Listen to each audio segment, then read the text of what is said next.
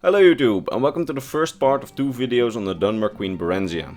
This video is a little bit different than regular lore videos. First of all, this is a part of a collaboration with Lady of Scrolls, where on each of our channels we post one vision on the Queen Barenziah, taken from two varying visions provided in the book series on her.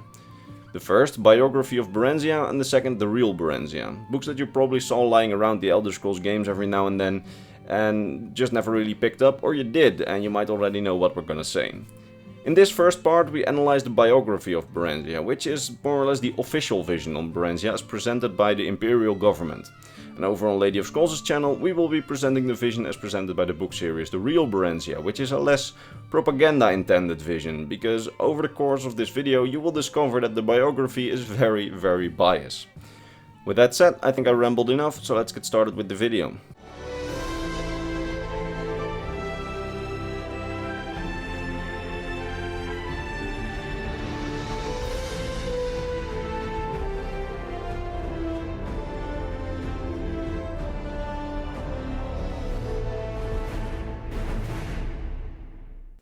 So as I iterated before, we will solely focus on the vision that the Imperial government wants you to have on Queen Barenziah in this video, as it is presented in the Biography series.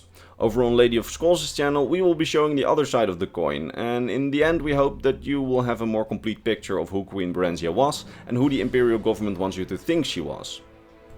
Back in the Second Era, the royal couple reigning over Morrowind gave birth to a Dunmer girl, whom they called Princess Barenziah. She lived her life in luxury for the first 5 years of her life, until the great Emperor Tiber Septim forced Morrowind to bow to the rule of the Empire. The city of Mournhold was severely damaged during the battle, and among the rubble of the city, little Princess Barenziah and her nurse were discovered by Imperial troops. The Dark Elf general presiding over the Imperial army, General Symmachus, talked to the Emperor, and together decided to send the child to an Imperial loyalist in Darkmoor, named Count Sven Advinson, so she would get an Imperial upbringing, which would get her on the side of the Empire, since the little princess might be of value later to strengthen Imperial rule over Morrowind. Count Sven and his wife were very kind to the little princess, and according to the official biography treated her as their own daughter, treating her equal to their very own sons. They taught her the imperial values of obedience, discretion, loyalty and piety, and made her ready to take up her place among the ruling classes of Morrowind in favor of the Empire. Over the years she became a sweet and intelligent young Dunmer girl, who was always good to her adoptive parents and who was always very good. She loved nature and would often wander for hours in the woods. However, the joy was not to last, as when she turned 16, a wicked young stable boy, a mere peasant, attempted to corrupt her. She had met the young boy who didn't have any friends earlier, and had befriended him out of pity. However, the young boy used her good heart and trusting nature to convince her that her adoptive parents wanted to sell her. Since the young Barenziah was brought up in a trustworthy environment, it did not occur to her that this was most likely a lie, and followed the wicked stable boy's suggestion when he told her to run away with him, as said that he could protect her.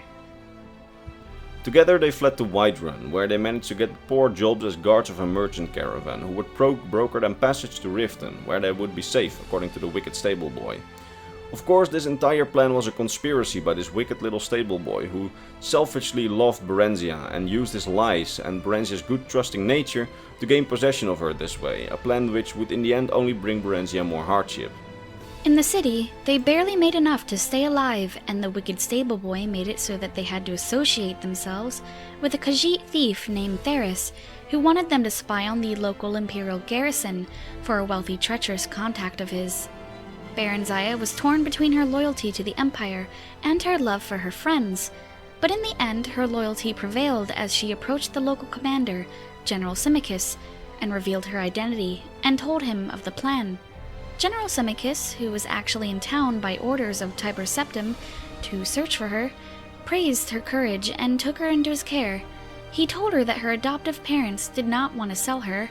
Rather, they wanted her to be reinstated as Queen of Mournhold by the grace of the great Emperor when she would turn 18.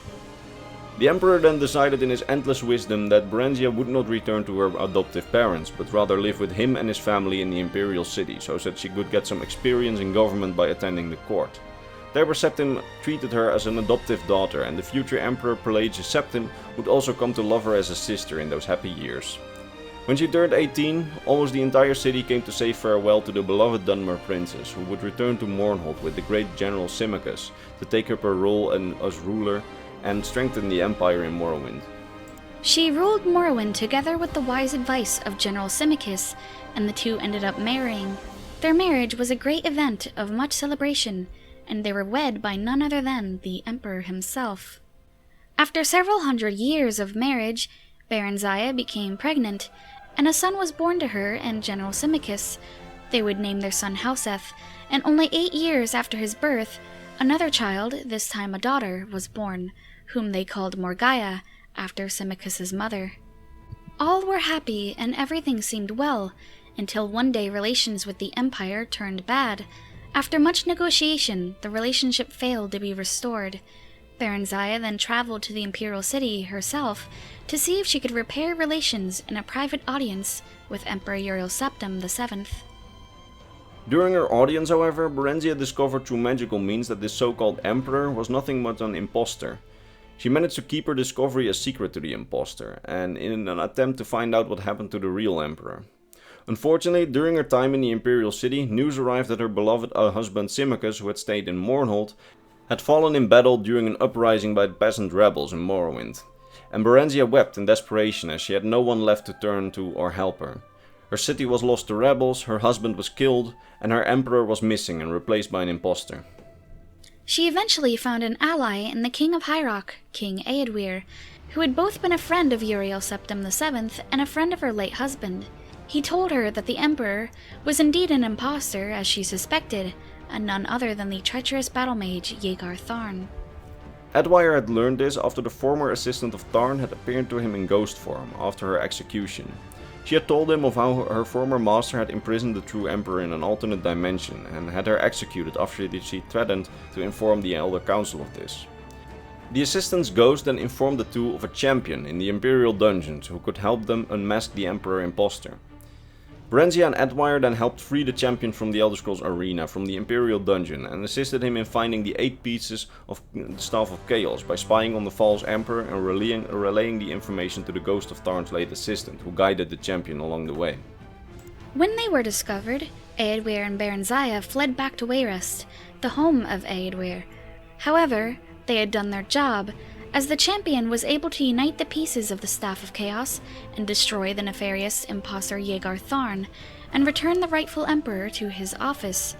Once the rightful emperor, Uriel Septim VII, was restored, he had a grand memorial service held for Symmachus in the Imperial city after his unfortunate death.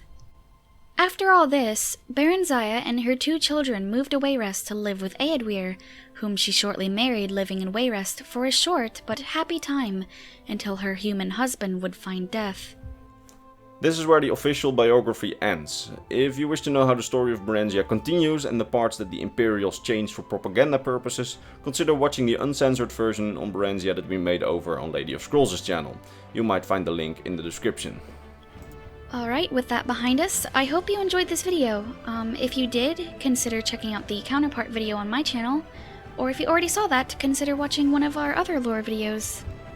Before we end this video, allow me to vocally thank my top patrons Bernardo Binda, Hayden Barnes, Gabriel Binda and Sam Kempling. They, according with the other patrons on screen, are truly awesome people.